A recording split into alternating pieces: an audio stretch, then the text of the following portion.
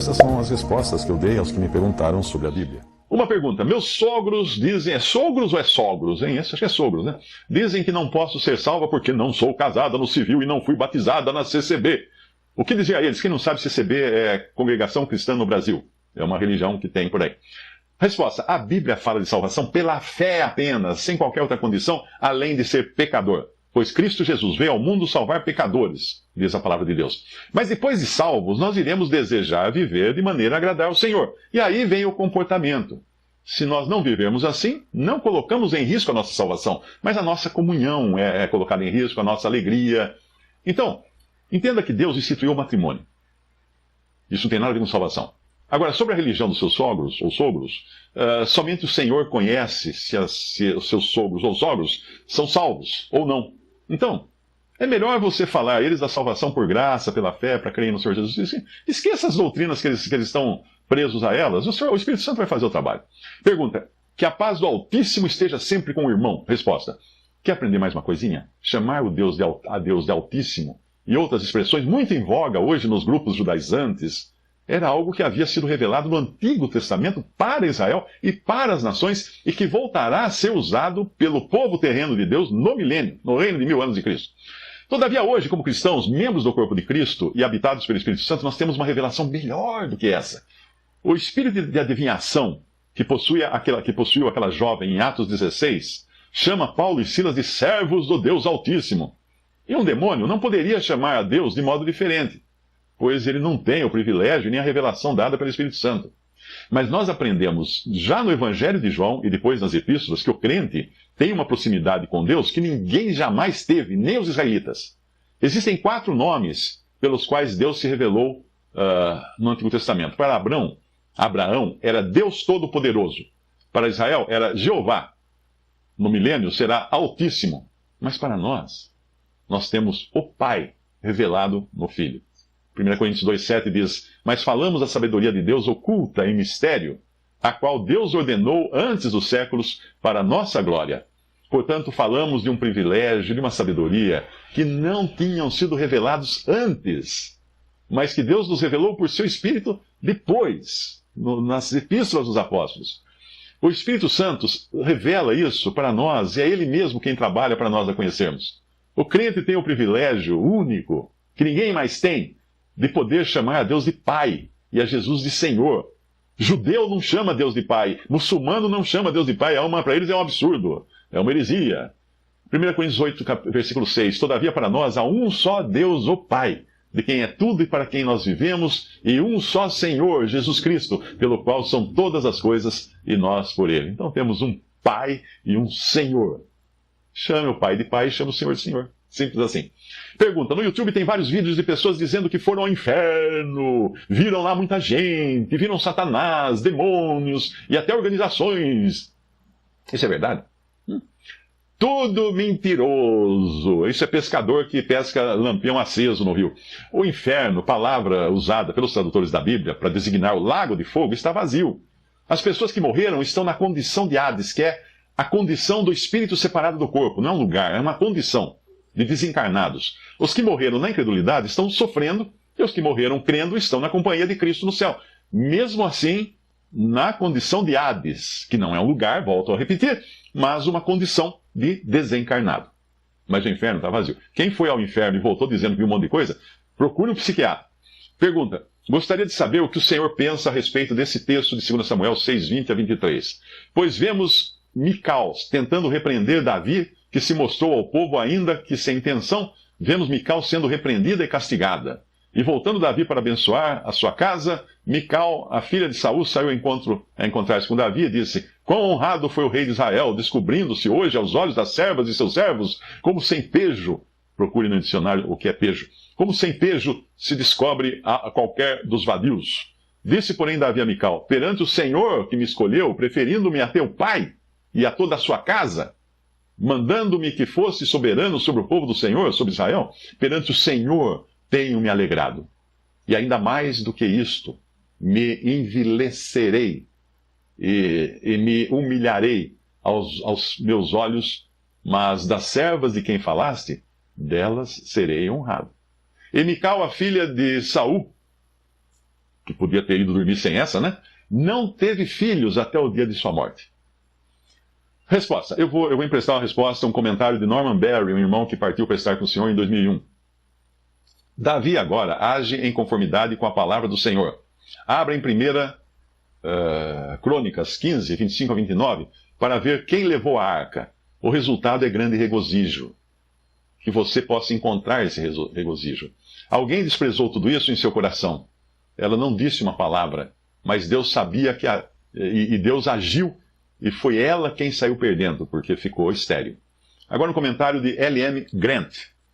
Quando Deus recebe o seu verdadeiro lugar, é inevitável que o povo seja abençoado. Davi ficou feliz em abençoá-los em nome do Senhor dos Exércitos. Mais do que isso, ele deu a cada adulto em Israel, tanto mulheres quanto homens, um pão, um pedaço de carne de bom tamanho e um bolo de passas. Isso mostra também que aqueles que dão ao Senhor o seu lugar devido, também ficarão felizes em ser generosos para com os outros. Depois que Davi colocou a arca em sua tenda e abençoou Israel, ele voltou para abençoar sua própria casa. Mas Mical não estava em condições de ser abençoada. Ela estava pronta com a sua língua cáustica e sarcástica para insultar grosseiramente o seu marido, que era o rei. Quão glorioso era o rei de Israel hoje, revelando-se aos olhos das servas dos seus servos, como um dos vilões descaradamente se descobre. Versículo 20. É claro que essa descoberta se referia apenas ao fato de Davi se despojar do seu traje real. Mical era tão cega espiritualmente que não tinha discernimento de que o maior dos seres humanos não tinha lugar de honra, especialmente diante de Deus. Todos estão no mesmo nível humilde. Portanto, Davi respondeu a ela que o que ele havia feito era diante do Senhor, um assunto de vital importância. Mais do que isso, ele a lembrou de que o Senhor tinha escolhido Davi como rei, acima de seu pai Saul, e acima de toda a família de Saul. A escolha de Deus foi um homem que se humilharia diante de Deus, não aquele que sempre buscava se exaltar com orgulho. Portanto, Davi celebraria diante do Senhor, no versículo 21. A única maneira certa de fazer isso era se humilhando a si mesmo. Se humilhando a si mesmo. E Davi estaria disposto a ser mais indigno do que isso, por causa da honra do Senhor. Quanto às servas de que Mical falou, ele sabia que isso não depreciaria a honra que elas lhe dariam. No versículo 22 fala disso. Elas tinham muito mais bom senso do que a própria Mical, pois elas reconheceriam que o homem que ocupava uma posição humilde perante o Senhor era aquele em quem podiam confiar no lugar de autoridade sobre os homens. O governo de Deus também interveio nesse assunto, nesse sério assunto, não é? E decidiu que Mical não teria filhos até o dia da sua morte. Uma mulher que ignora as coisas de Deus mostra pouco respeito pelo marido e não tem filhos. Certamente deve ter tido uma existência miserável, a Mical. Mas é uma misericórdia que ela não tenha tido filhos, pois ela não poderia ter ensinado a eles a humildade da verdadeira fé no Deus vivo. Que texto solene, não? Pergunta. Um rapaz diz que Cristo não somente morreu por nossos pecados, mas também para termos saúde e prosperidade, porque ele teria levado nossas doenças com ele embora. Mas quando eu tento explicar com passagens como em Efésios que as bênçãos do crente são celestiais, esse rapaz fica muito irado. O que devo fazer? Deu um chá de camomila para ele, né? Resposta. Muitos hoje na cristandade nem mesmo creram em Cristo para serem salvos. Eles apenas adotaram uma igreja, geralmente pentecostal, e acreditam em tudo o que o pastor diz sem conferir. E dá-lhe dinheiro. Em casos assim, eu pergunto, se você morrer agora, para onde você vai? Isso irá mostrar se ele é uma pessoa que tem a certeza de vida eterna, ou acha que só vai para o céu se seguir fielmente a sua religião. Quando é esse o caso, aí eu vou direto no Evangelho da Graça, porque essa pessoa provavelmente nunca escutou o Evangelho da Graça e nunca foi salva. A maioria dos que se dizem cristãos e vivem em busca de bênçãos terrenas, como saúde, prosperidade, sorte no amor, não estão querendo nem um pouco deixar de viver no mundo, mas apenas querem viver no mundo prometido no Antigo Testamento, quando Cristo vier reinar. O que não é aqui, na nossa vida agora, como igreja, como povo de Deus na terra agora que foi salvo por Cristo e não tem nenhuma promessa de prosperidade aqui. Porém, essas pessoas acham que Cristo já está reinando, e por isso podem reivindicar todas as promessas que foram feitas aos judeus. Isso não passa de uma mente carnal. Não é muito diferente de uma testemunha de Jeová, cuja esperança é continuar vivendo no mundo até mesmo um incrédulo, né? Que bate 3 vezes na madeira se você diz que ele precisa se preparar para sair daqui. Esse suposto crente que só busca benefícios aqui na terra vai bater na madeira também 3 vezes se você falar que ele vai morrer para estar com Cristo. Pergunta: a Bíblia explica como será a vida na eternidade? Resposta: apenas nesta passagem de toda a Bíblia você tem uma descrição da eternidade, porque o nosso cérebro não entenderia como seria uma vida onde não existe matéria, do modo como nós a conhecemos, e nem tempo. Eterna não significa sem fim. Eterna significa sem começo nem fim. A única parte que fala da eternidade é esta aqui, agora em Apocalipse capítulo 21, versículo 1 até o 8, eu acho. Vi novo céu e nova terra, pois o primeiro céu e a primeira terra passaram e o mar já não existe. Vi também a cidade santa, a nova Jerusalém, que descia do céu da parte de Deus, ataviada como noiva adornada para o seu esposo. Então ouvi grande voz vinda do trono, dizendo: eis o tabernáculo de Deus com os homens. Deus habitará com eles, eles serão povo de Deus e Deus mesmo estará com eles. E lhes enxugará dos olhos toda lágrima, e a morte já não existirá. Já não haverá luto, nem pranto, nem dor, porque as primeiras coisas passaram. E aquele que está sentado no trono disse: eis que faço novas todas as coisas. E acrescentou: escreve, porque estas palavras são fiéis e verdadeiras. Versículo 6. Disse-me ainda: tudo está feito.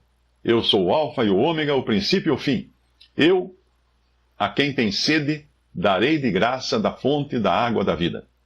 O vencedor herdará estas coisas, e eu lhe serei Deus, e ele me será filho.